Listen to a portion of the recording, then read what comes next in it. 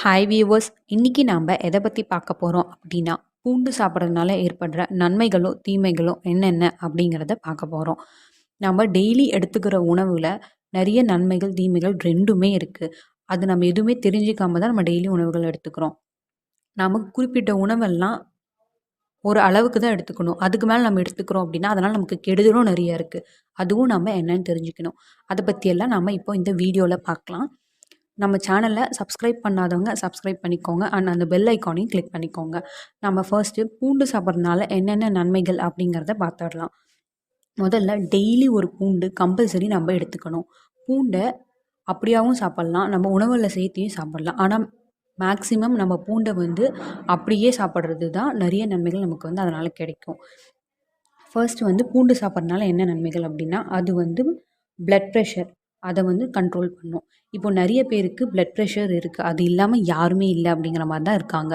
அது நம்ம டெய்லி நம்ம உணவில் பூண்டு எடுத்துக்கிட்டோம்னா அதை நம்ம கண்ட்ரோல் பண்ணிடலாம். பூண்டு சாப்பிட்றதுனால நமக்கு நிறைய நன்மைகள் ஏற்படுது.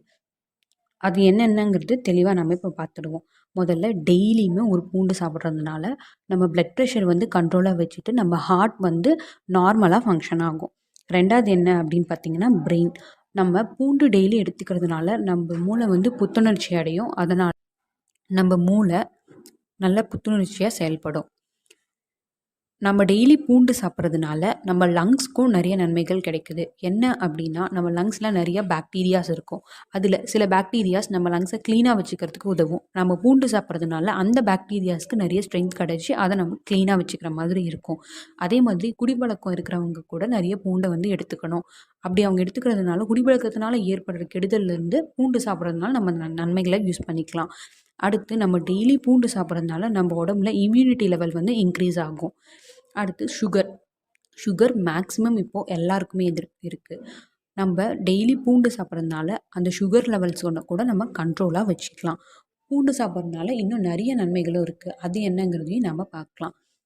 இப்போது பூண்டு சாப்பிட்றதுனால ஏற்படுற நன்மைகளை பார்த்தோம். ஆனால் சில பேர் பூண்டு பிடிக்கலை அப்படிங்கிறதுனால அதை உணவில் சேர்த்துக்கவே மாட்டாங்க. அப்படி சேர்த்துக்காமல் இருந்தாங்கன்னா அதனால் நமக்கு நிறைய கெடுதல் வரும்.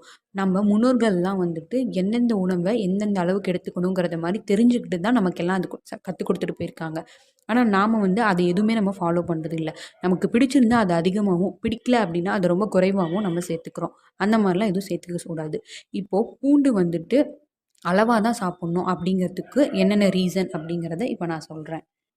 நம்ம டெய்லி பூண்டு எடுத்துக்கிறது எவ்வளோ முக்கியமோ அதை விட முக்கியம் நம்ம எந்த அளவு எடுத்துக்கிறோம் அப்படிங்கிறது. நம்ம மேக்ஸிமம் 4 to 5 அந்த அளவு தான் பூண்டுகளை எடுத்துக்கணும். அதாவது 4 இல்லை 5 பல் பூண்டு தான் நம்ம எடுத்துக்கணும். அதுக்கு மேலே எடுத்துக்கிட்டோம் அப்படின்னா அதில் நிறைய கெடுதல் இருக்குது. என்ன அப்படின்னா, ப்ளீடிங், அதாவது இரத்தப்போக்கு. நம்ம நிறைய பூண்டு எடுத்துக்கிறனால நம்ம ரத்தம் அந்த ரத்தத்தோட உறைதல் அந்த லெவல் குறைஞ்சிடும். அப்படி இருக்கும்போது ஆப்ரேஷன் பண்ணுறவங்கெல்லாம் பூண்டு சாப்பிட்றத குறைஞ்சிக்கணும். ஏன்னா நம்ம ஆப்ரேஷன் பண்ணுற அந்த மாதிரியான நேரத்தில் பூண்டு அதிகமாக எடுத்துக்கிட்டோம் அப்படின்னா நம்மளோட ரத்தம் நிறைய வெளியேறிடும். அது நம்ம உடம்புக்கு கெடுதலாயிடும். அடுத்து என்ன அப்படின்னா, நம்ம பூண்டு அதிகமாக 4 அல்லது 5 பல்லுக்கு மேலே நம்ம எடுத்துக்கிறதுனால நம்மளுடைய லிவரில் நிறைய ப்ராப்ளம்ஸ் ஏற்படும். அடுத்து என்ன அப்படின்னு பார்த்திங்கன்னா, ப்ரெக்னென்சி பீப்புள்ஸ் அதிகமாக எடுத்துக்கக்கூடாது. ப்ரெக்னென்சி பீப்புள்ஸ்லாம் லிமிட்டாக தான் பூண்டு எடுத்துக்கணும். அதுக்கு மீறி நம்ம எடுத்துக்கிட்டோம் அப்படின்னா அது அவங்க ஹெல்த்துக்கு ரொம்ப தொந்தரவாக போயிடும். பூண்டு சாப்பிட்றதுனால ஏற்படுற நன்மைகள் தீமைகள் என்ன அப்படிங்கிறத நம்ம இப்போ இந்த வீடியோவில் பார்த்துட்டோம்.